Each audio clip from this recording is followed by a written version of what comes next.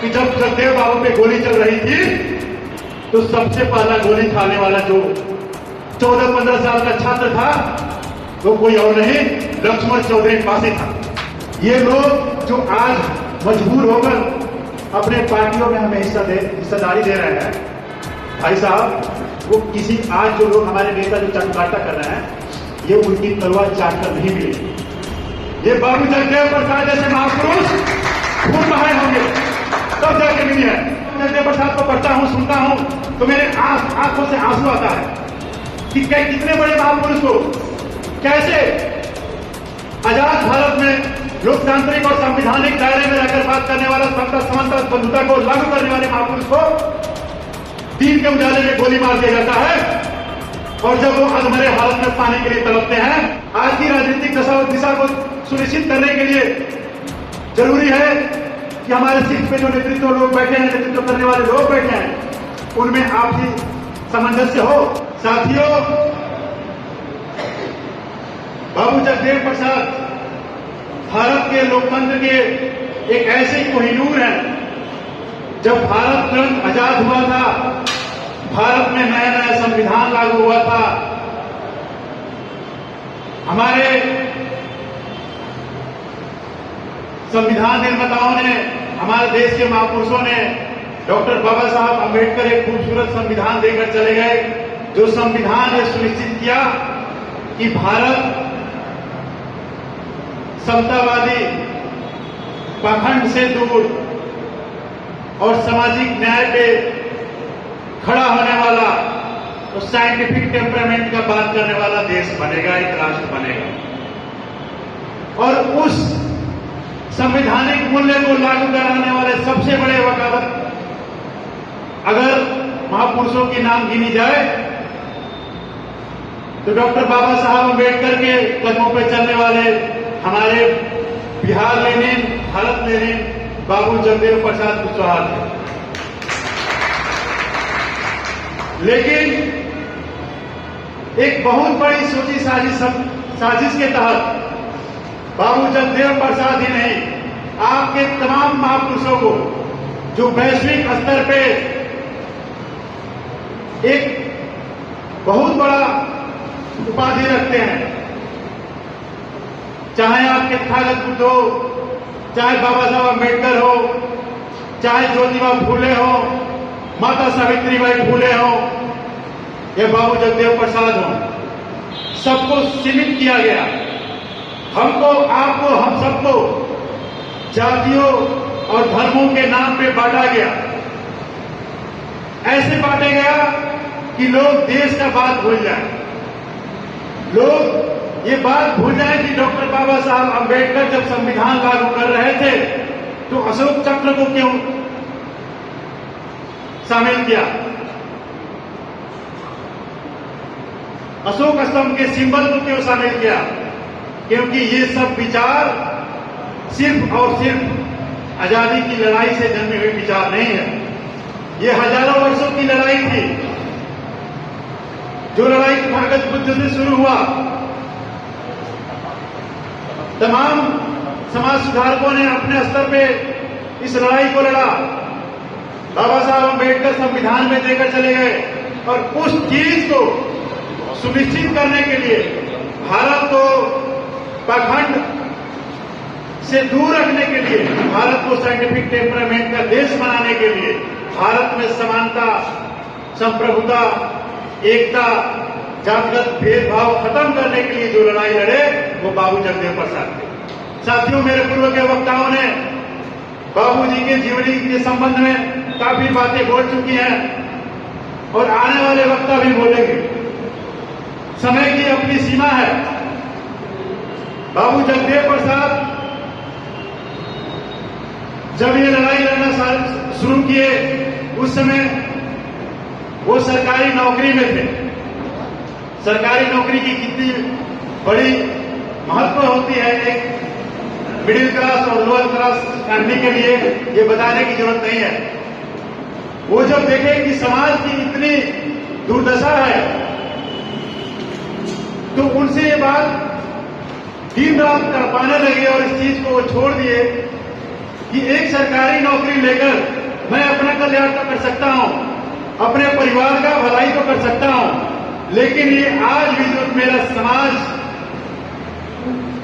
जिसको आजाद भारत में भी एक मनुष्य की दर्जा नहीं दी जाती है, उसकी लड़ाई लड़ेगा कौन? तो इस लड़ाई को अपने कंधे पे उन्होंने लिया। बाबू जगदेव प्रसाद के शहादत का बात हम करेंगे, कितना क्रूर था। उससे पहले एक वाकया जो उनके संघर्षों को बहुत कम लोग जानते हैं। कार्यक्रम के संयोजक हैं विवेंद्र जी। बाबू जगदेव प्रसाद का भी इस नाम से बहुत करीबी रिश्ता है। कोई बता सकता है आप सभी में से कि वीरेंद्र किसका नाम था?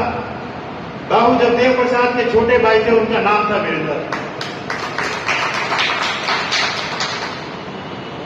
और संघर्ष देखिए, जब भी मैं बाबू जगदेव प्रसाद को पढ़ता हूं, सुनता हूं, तो मेरे आंखों से आंसू आता है कि कितने बड़े महापुरुष को कैसे आजाद भारत में लोकतांत्रिक और संवैधानिक दायरे में रहकर बात करने वाला समता, समानता, बंधुता को लागू करने वाले महापुरुष को दीन के उजाले में गोली मार दिया जाता है, और जब वो अधमरे हालत में पाने के लिए तड़पते हैं तो वहीं ये सिस्टम वाले, ये तंत्र वाले उनके मुंह में पेशाब कर देते हैं।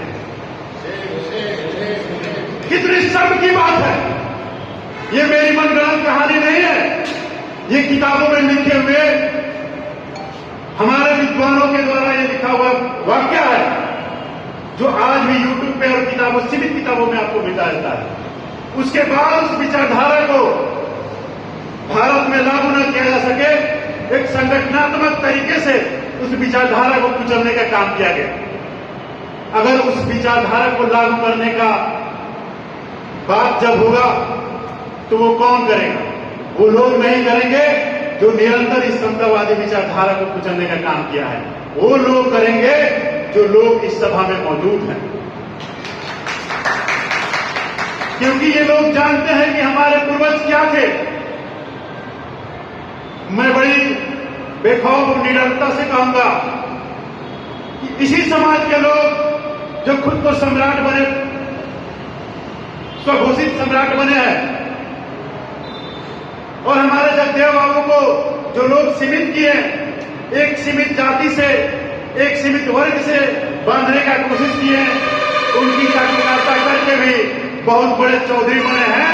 तो उनको ये बात जानना जरूरी है कि जब जगदेव बाबू पे गोली चल रही थी तो सबसे पहला गोली खाने वाला जो 14-15 साल का छात्र था वो कोई और नहीं, लक्ष्मण चौधरी पासी था। हम उस चौधरी साहब के विरासत वाले विचारधारा के लोग हैं, जो समतावादियों से दलाली और चाटुकारिता करके अपने आप को चौधरी नहीं बनाएगा।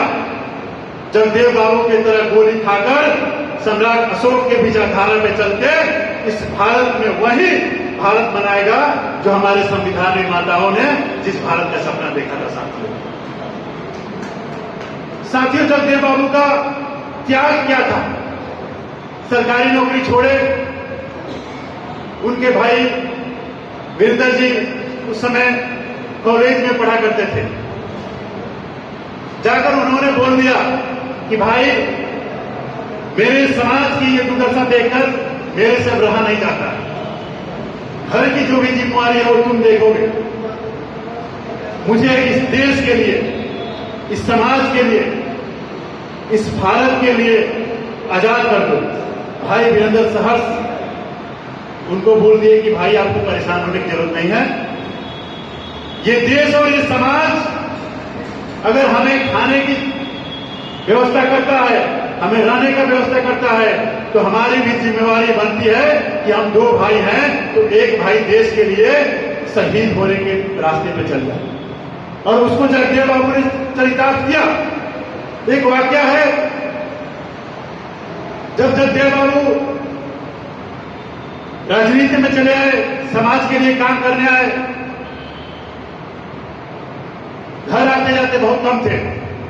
एक दिन उनके भाई वीरेंद्र जी कॉलेज से छूटने के बाद भाभी के पास चले जाते हैं।